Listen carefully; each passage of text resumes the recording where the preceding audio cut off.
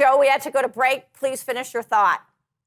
Sure. I was talking about debt, which impacts individuals, and household debt is very high right now, and public debt is really reaching totally unprecedented levels. We expected on a combined federal provincial basis to hit $2.1 trillion by the end of this fiscal year. So the government doesn't have much to respond to the forthcoming economic downturn, which is probably 60% chance of happening.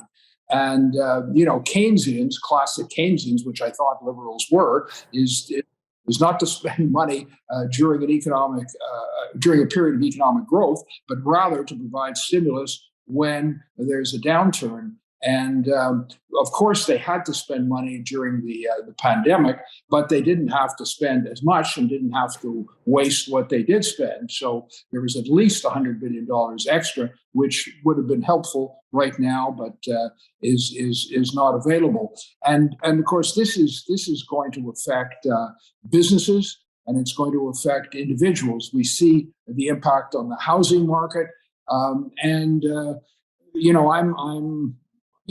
concerned about this. I don't know whether we're going to see a downtick in Canada's credit rating, but we've been forewarned a couple of years ago that this could in fact happen, and that would jack up rates even more. The other thing to mention, of course, is the Bank of Canada. It came to the realization late that inflation was not going to be transitory.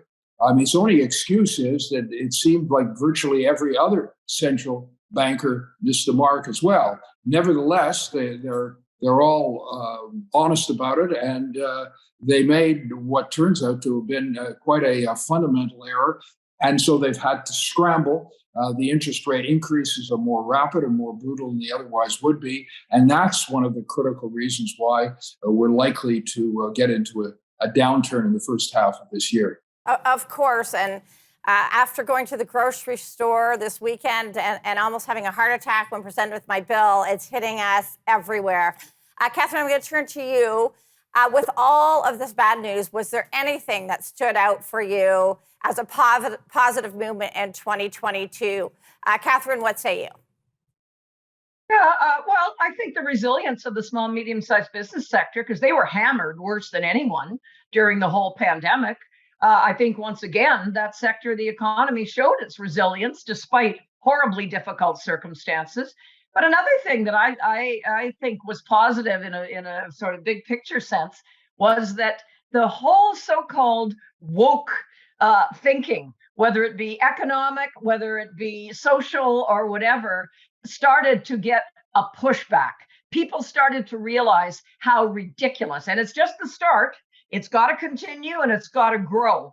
But I think a lot of the so-called the notion that government can spend forever without consequences. Yeah, right. We sure saw that in spades, didn't we?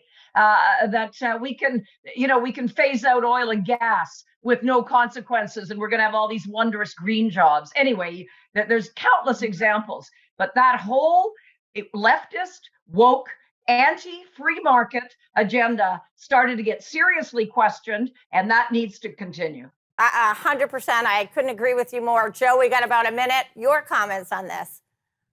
Well, I certainly agree. The facts are on the ground, which I actually were there before, that demonstrate clearly that this woke madness is extremely counterproductive and really undermines the free enterprise system and Canadian liberties. But the fact that the facts are on the ground is not enough to change a lot of the opinions out there.